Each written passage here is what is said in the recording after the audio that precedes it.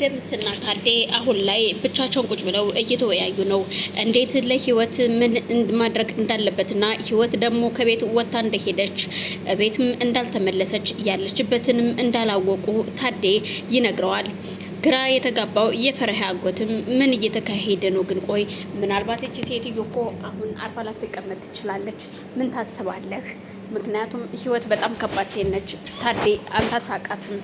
እኛ ግን ከብዙ በጥቂቱ አውቀናታል። የሚገርመው ነገር እኔ ገና ከክፍለ ሀገር ስመጣ ነበር ህይወትን ሳላቃት መንገድ ላይ የመታኋት በዱላ።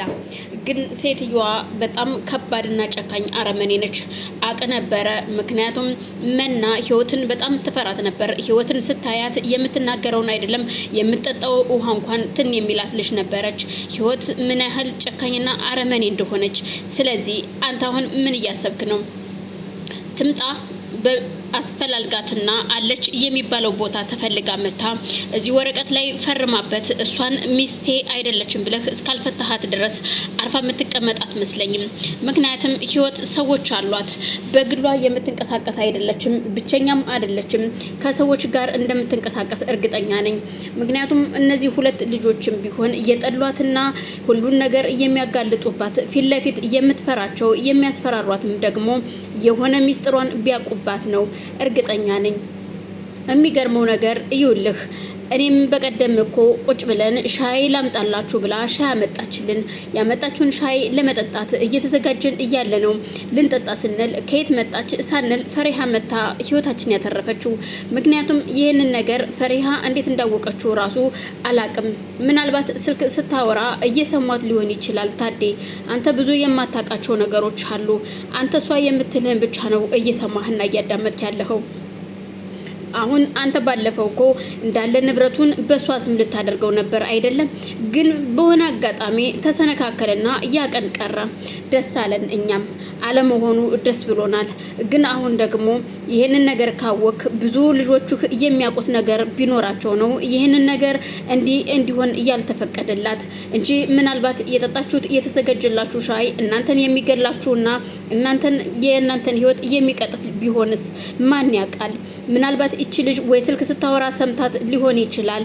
አለያ ደግሞ የሆነ ኢንፎርሜሽን አለ። ምናልባት አሮንም ነግሯት ሊሆን ይችላል እኮ። አሮን አብረው ነው አይደለ የሄዱት መሰለኝ። አሮንና ፈሪሃ ተከታትለው ነበር የመጡት። ግን እንደመጡ ደግሞ ከሚገርመው ነገር በጣም በድንጋጤ እሱም የማንነት ጥያቄውን ይዞ ነበር የመጣው።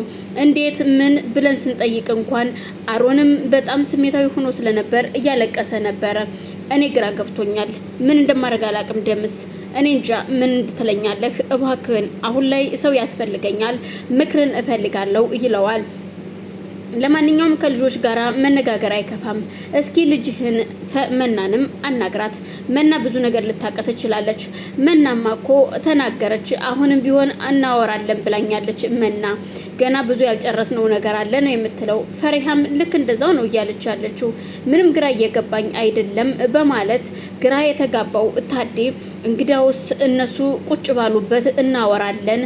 ለማንኛውም አሁን አንተ አትጨናነቅ፣ ተረጋጋ በማለት ያረጋጋዋል። እሺ እናንተ ባትኖሩ ዘንድሮ ምን እንደሚውጠኝ አላቅም ነበረ፣ ግን እግዚአብሔር እናንተን ከየት እንዳመጣልኝ አላቅም በማለት አይ አልገባህም እንጂ እኛስ የመጣ ነው እናንተኑ ብለን ነበር እያለ የፈሪሃ አጎትም እስኪ ለማንኛውም አረፍ በልና እንጠብቅ። አሁን መና መኝታ ቤቷ ስለነበረች ከመኝታ ቤት ወደ ሳሎን መታለች። ግን ደግሞ ፈሪሃ የለችም። ፈሪሃ አሮንን ለመከታተል ተከትላ ወጣለች፣ አልተመለሰችም።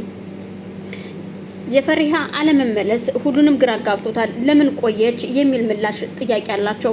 ምናልባት አሮንን ልከተው ብለው ብላን ሄደችው። ምናልባት ከሱ ጋር ልትሆን ትችላለች። እናም እንጠብቃት ትንሽ በማለት መና ለነታዴ ስትነግራቸው እውነትሽን ነው ግን ልጄ ያችርኩ ሴትዮ ካገኘቻት ልጄን የሆነ ነገር ታደርግብኛለች።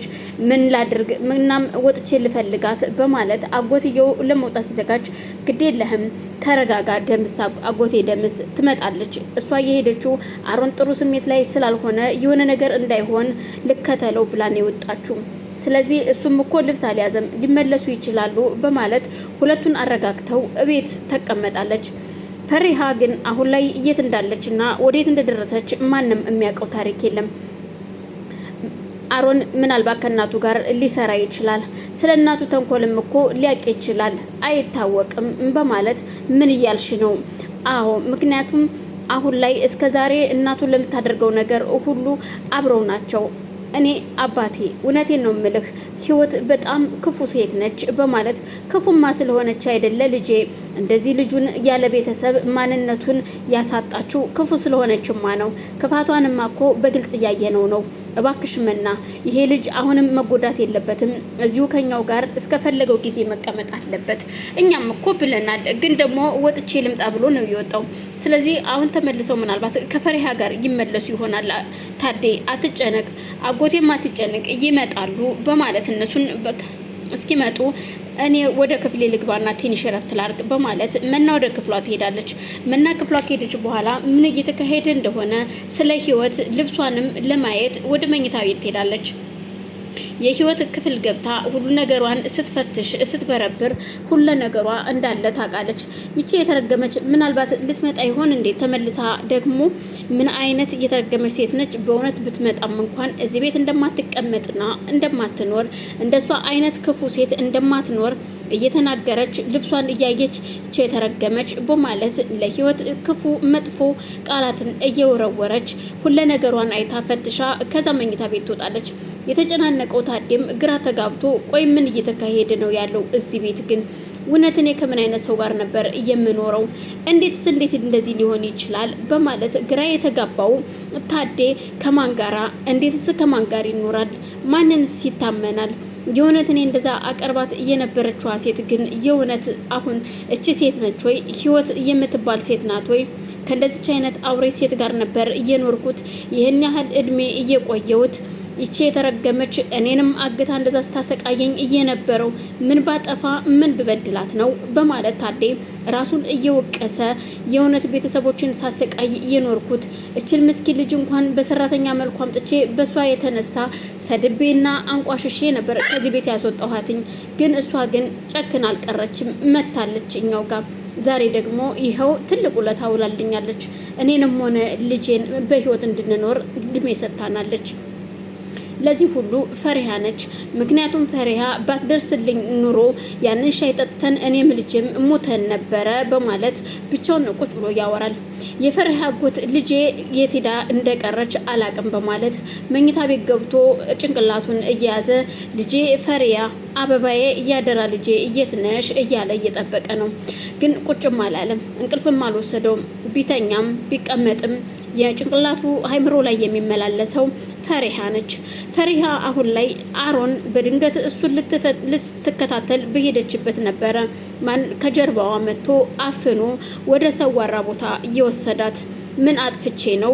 ማነ ልቀቀኝ እያለች እየታገለችው ነው። እሱ ግን ምንም አይነት ድምፁን አላሰማም። ወደ ስውር ቦታ ወደ ጨለማ ቦታ እንደሚወስዳት እሱም ራሱን ተሸፋፍኖ ስለነበረ ማንም ሰው ካጠገቧ እንደሌለ ስለሚያውቅ ነበር ይህንን የሚያደረገው። መጀመሪያም ከቤት ሲወጣም ቢሆን እያደረገው ማንም ሰው እንደማይከተለውና ማንም ሰው እንዳያየው ከሷ ውጭ ማንም እንደማይመጣ ያውቅ ስለነበር ነው። ምክንያቱም ሰው ከተከተለ ይህንን ድርጊት እንደማላደርገው አውቃለሁ። ግን ደግሞ ብቻዋን ከመጣች ግን የኔ ያደርጋታለሁኝ። ምክንያቱም እኔ ለሷ ስል ብዙ መስዋዕት ከፍያለሁ። የማልፈልገውን ነገር እንዳገባ መናን ተገድጃለሁ። እዚህ በኋላ ግን በፍጹም